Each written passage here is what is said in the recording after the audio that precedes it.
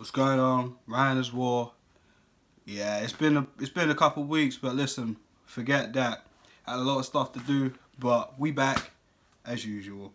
So before I get into my predictions for the Elimination Chamber, there's a couple notes I've jotted down for the video I was supposed to post yesterday, but life catches you.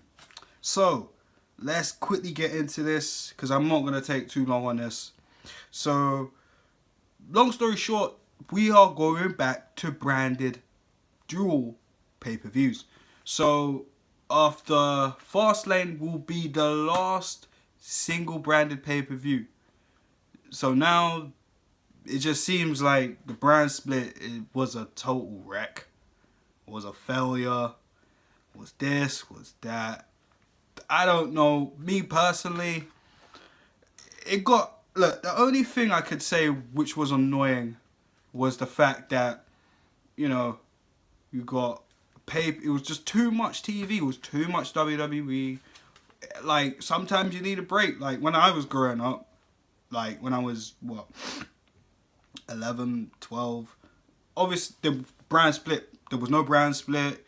At that time, well, kind of was the invasion, but we'll lead on to that later. But like around that time, you know, you had SmackDown, you had Raw. If you had all the heated up stuff was on Raw. SmackDown, it was kind of like moderate at times, and then the pay-per-view was like, oh, you know what I mean? So we kind of need to go back to that. But there's just so much wrestlers on both shows. So what we're gonna do? They're gonna have to, you know, have obviously the top tier. It just seems like all the titles are gonna be on the pay-per-view matches. The pre-show, we might actually get some decent wrestlers on there that actually need to wrestle in the pre-show. Not calling anyone out, but it is what it is. Some people don't deserve the pre-show. Some people do. But we're going back to dual pay-per-views from now on. No more splits. So it looks like we're gonna have both Money in the Bank matches. Oh wow, I just thought about it. So if we're going back to Raw and SmackDown sharing a pay-per-view every month, does that mean that Money in the Bank, we're gonna have 4 Money in the Bank briefcase matches? Well, that's gonna be overkill. We'll wait till Money in the Bank comes up. Also to that, it seems like, well, I'm gonna spoil this for NXT fans. And if you watched NXT last night, props to Almas and Johnny Gargano, man. That was a tremendous match. Anyways, so apparently there's gonna be some call-ups coming soon. Me personally, I feel some people were called up too soon. Not on this list that I have, but on the last few couple people just wasn't the flower that needed to be picked off. But anywho, enough with that rubbish analogy. We have the call-ups. So the NXT champion, Almas, I can't pronounce his name, my bad. Let's just call him Almas because I know how to say that. He's supposed to be coming up. Drew McIntyre is supposed to be coming up. Ember Moon's supposed to be coming up. I can't wait for her to come up because her and Oscar, I want to see that. Mr. Wrestling, Johnny Gargano is supposed to be coming up. It might actually include, for those people that watched NXT yesterday, watch that. No wonder he's on the list. And Authors of Pain. Again, like I said, a lot of these NXT call-ups, a lot of them have been lost in the shuffle. When you come back to people that's watched NXT, like me, that's seen people that started like Neville, Rollins, Finn Balor, Nakamura, Kevin Owens, Sami Zayn, Cesaro. Well, Cesaro was here and there, even though he was main talent when he started, but the matchups with Sami Zayn, my life, man, they were amazing. But anyways, you can see certain people didn't blossom too well. If anything, Rollins was the only one for me that actually went the furthest. Yeah, you could say Reigns as well, but he weren't really, well, when I was watching it, he weren't really there all the time. He was there, and then next thing you know, the Shield popped up. That was like, But, you know, for me, Rollins has been the most successful one.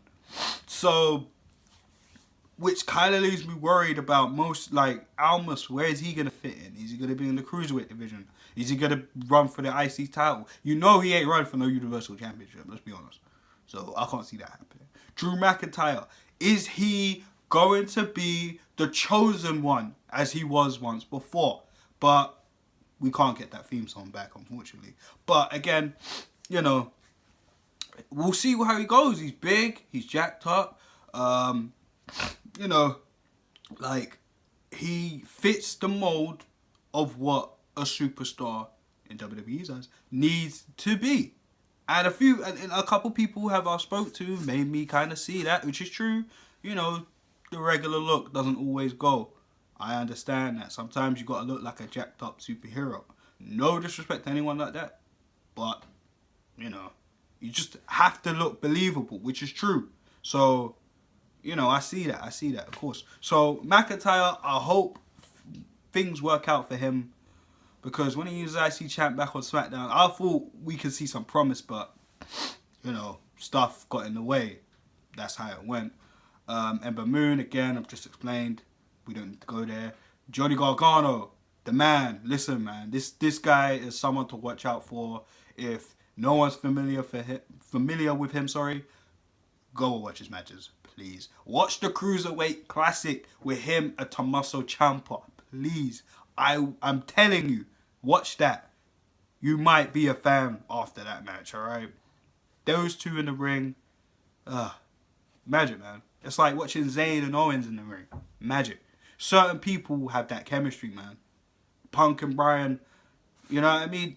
They have chemistry. A lot of people do, but we'll see. So, alright, let's get into the Elimination Chamber predictions. I'm not really too excited about this match. Again, this is just one of the humps along the way to WrestleMania. So let's get it off. Only a few matches that I personally know were announced. So we'll kick it into gear. We'll start with the ladies. I'll let the ladies go first. I am a gentleman, so we'll let that start. So we have Asuka versus Nia Jax. I'm obviously going to go with Asuka. They can't end the streak here. It would look so ridiculous if they ended the streak here and Asuka goes into WrestleMania. It's just not really... No. If WWE do that, that is probably one of the worst things they did since Brock ended the streak. I'm sorry. I wasn't a fan of that. I'm still not a fan of that. I know it was years ago. I'm over it. It doesn't seem like that as I'm talking about it now. You can hear the passion in my voice, but again, wrong call. Roman should have ended the streak. If they really wanted Roman to beat Taker like he did, he should have ended the streak. That's how it went. But whatever. We got the year of Brock Lesnar not being here. But whatever. Anyways, get back into it. So Nia Jax, she don't really need... Obviously, she does need to win. Everybody needs to get that win over Asuka. But what do you do with her? Because ever since Enzo got released or fired, however you want to call it, it's just been... sorry, bit ill. It's just been a bit... Yeah, you know what I mean? Like, yeah, she's been kicking ass, but what is the story? She has really no story. So, no brainer, man. Asuka's got to win this. Let's get into the women's Elimination Chamber. We have the defending champion Alexa Bliss and her so-called bestie Mickie James. Mickie James. Two members of Absolution, Mandy Rose and Sonya Deville. And of course, Bayley and Sasha Banks. Obvious it's going to be Alexa to win this. It has to be Alexa. Because Team Absolution, Mandy and Sonya, they're not ready at all. They're just there. Okay?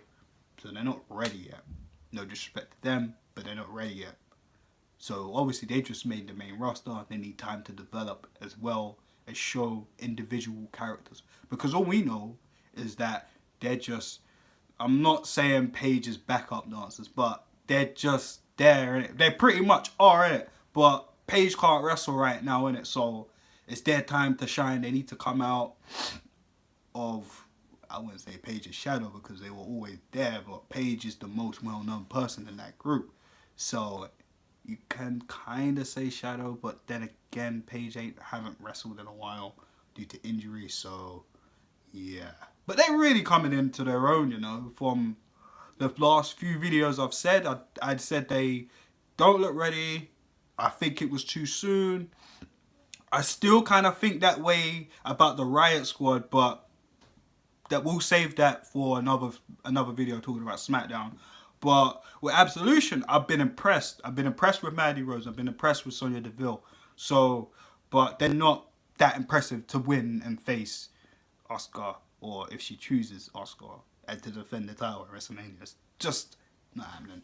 So, sorry ladies, it's not happening. Bayley, Sasha Banks, neither of them are winning. I'm going to say that they're going to have a match at WrestleMania. Sasha will turn heel in the chamber, cost Bayley the match, and we got the build up. But I've been waiting years for this. So, am I over it? Yeah. Do I want to see it? Yeah, I still want to see it. Because I want to know how WWE are going to get this teasing story that, you know, that's been there for I'm losing my words, man. It's been there. They've teased it too many times. The amount of times you've seen Sasha Banks and Bayley, and it looks like Sasha's just gonna do something bad. Or maybe Bayley might turn heel, but then again, that'll be kind of weird. Because you can't really, I'm sorry, but can we take Bayley seriously if she wants to turn heel? As I was saying, Alexa Bliss needs to win this. Mickie James will, I think, somehow it will come down to Sasha Banks, Mickie James, and Alexa. And I think once it gets to them three, I think Alexa will obviously double cross Mickie James, get her eliminated, then have a match with Sasha Banks, and then Alexa will retain. So that's what I'm sticking to. Alexa is retaining the Women's Championship. The Raw Women's Championship. Also to that, we have another match that I was notified about. We have Sheamus and Cesaro. I'm not sure if they defended their title, so don't quote me on that. But they will face Titus Worldwide. And you know when I say Titus Worldwide, I always have this face. Because I'll rant just a little bit. So, the reason why, and the Bar's going to win this, hands down. Sorry, I'm saying it now. And the reason why I do not have any faith in this Titus Worldwide gimmick is because Michael Cole on the commentary is awful. The way he's trying to put this over, I can't stand it. Corey Graves kind of goes off a little in his own little world. I like Graves, but sometimes he kind of over talks it, and it's like, mate, alright, we get it. And it's like, oh, for fuck's sake, just stop. So, that's one of them. Number two, I just see them as a Primetime Players reboot with Dana Brooke in the back. So, pretty much, that's what it seems to me. Apollo Crews, he was one of the victims I was talking about earlier about call-ups being too soon. You can tell, like, the fans ain't really reacting to Apollo. Oh, I said Apollo Crews. Now it's Apollo. What is it, everyone? Please tell me. Is it Apollo or Apollo Crews? I don't know. I don't know why they dropped the name. Stupid. They should have done it from the beginning if they really wanted to do that. I'm not digging this one word shit, man. Elias Sampson's now Elias. Apollo Crews is now Apollo. Like, what on, bro? What's wrong with this? It's not like they're a footballer. You got to fit the whole name at the back of the shirt and shit. So, allow me. So, crazy. I'm coughing. I ain't got no top on, but whatever. Who cares? So, again, the Bar's winning this. That's my problems with Titus Worldwide. It just seems like a primetime players reboot, but with Dana Brooke in the back. And a guy not discrediting Darren Young, but let's face it, Apollo is a better in-ring technician than Darren Young. But Darren Young probably better on the mic than Apollo Crews. I'll give him that. That's probably a fact. So, yeah, the Bar to win this. Sorry, I just had to pick something up. So, anywho, the next match I would like to bring up, of course, oh, it's not even a match. It's a contract signing. Ronda Rousey signing the contract. Now, this is a thing that no one's really ever spoke about. Or they might have, and I just haven't caught it. So, obviously, we know Ronda's going to WrestleMania. We don't know what is going on. But we don't know what brand she's signing to. So, obviously, Raw is obvious. It's the obvious. So, let's just go with Raw. Because as much as some people want to see her versus Charlotte Flair, she hasn't. People need to remember. Ronda may be training. But listen, she needs to get some matches, some squash matches under her belt before we can kick this Ronda shit into high gear. Now, you don't want to throw her in there with Charlotte and if she wins, it is just like, she's just got star power. And a lot of people ain't going to like that. You get what I'm saying? So if you throw her in there with, like, I don't know, a good worker that could give her a good match, like Bayley or Alicia Fox or even Becky Lynch or even my girl, what's her name, Naomi. You get what I'm saying? Like certain women, Tamina, Nia Jax, build that up. You know what I mean? Like Nia Jax, Ronda Rousey, that would look good.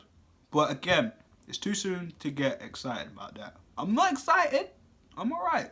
But I'm just saying for you fans that are out there that are getting gassed about Ronda coming, you know, don't get in your high horse too quick. So, people are speculating that we might get a tag match at Mania. Now, we know the backstory. WrestleMania a few years ago, the segment with The Rock, Ronda, Triple H and Stephanie. Now, we remember Ronda put Stephanie in some type of armbar. She just bent her arm back a bit. And if you remember the Rumble when Ronda came and shook Stephanie's hand, Stephanie looked a bit timid. She looked a bit like, should I do this or what? The last time I put my hand out to you, you almost broke it. Turn it 360, you get me? No Xbox though. So, that was so stupid. But whatever, man. Anyways, so, with that, we don't know. So, there's many speculations saying that we're going to have a mixed tag match, as I just said. But who will be the partner?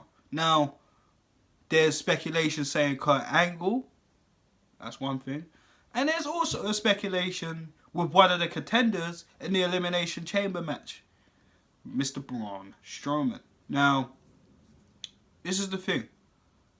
Angle, they both have legitimate beef with Triple H from Survivor Series. If you remember, Triple H was on Team Raw. He double-crossed, so it seemed, to SmackDown. Pedigreed Angle, got him eliminated. Strowman was like, what the fuck are you doing, dude? And it looked like, okay, he's all hugging Shane. Shane's like, huh? Okay, whatever, cool. And then he gets pedigreed. And then Raw wins. Strowman's like, what are you doing? And then Strowman tears Triple H apart. So, from then, they both have beef. Triple H against both Strowman and Angle. So, what's going to happen? But, leading on to the men's Elimination Chamber match, I'm going with Strowman. That's a plan B if Strowman doesn't win. So, for me, that's that. Strowman has to win that. If he doesn't, that's the only thing that will save him. And if he's not even in that, dude, I'm not digging this whole rumor about Miz flipping going to defend the title against Strowman. The Intercontinental Championship against Strowman. Strowman don't need that. Listen, I grew up loving that title. I love that title more than I love the WWF Eagle Championship. You know what I'm talking about, fans. The Eagle Championship. That was my title belt I grew up on, right? But the IC Championship was where I found my wrestlers who kept me on watching WWE till this day. A few are dead, some we can't talk about, and some are still here, and some just don't wrestle no more. So for me, the Intercontinental title is more important for me. So with Miz holding it, I've been very entertained with that, and I've been happy with that because the way the Miz is. But I don't want Strowman to win that title. He needs to beat Brock Lesnar. Okay? Like, I don't know where else you can go with that, but he needs to beat Lesnar. So even with that, you know, it just thanks, Mom. So even with that, I don't know if you guys heard that, but whatever. So even with that, I don't know. Cena, listen, Cena doesn't need it. Again, people are saying the Undertaker might pop up and appear. I'm all hearing things like Taker might come, look at Roman, choke slam Cena, and then, you know, Roman gets the rub off Taker after Mania. Obviously Roman beat him, but, you know, Taker's saying, okay, you look after my yard, deal with it. You know what I mean? So are we getting that? Are we getting Cena versus Taker? Who knows? So that's that. Elias, not ready yet. Me personally, Elias should be fighting Miz for the IC title. But who would you turn face, Miz or Elias? I like both of them. Personally, the Miz needs to stay heel, so Elias has to go face. Somehow, some way. The crowd like him. So, you know, do that. But, yeah, not really much to talk about on this pay-per-view, man. Like I said, I'm not that excited for this pay-per-view. I just want this to hurry up so I can have a good build-up. Well, we can all enjoy a good build-up, which WWE seem to not always deliver. But we'll just see in it. You know what I mean? But Elimination Chamber, I'm not going to get excited. We'll see how it goes. My tune might change when it comes to my review, but that remains to be seen. So again, guys, thank you for tuning in. Follow me on Twitter and Instagram at RyanisWar. Ask me anything you like. Maybe we could do future videos, future collabs. Holler me. So on that note, peace out.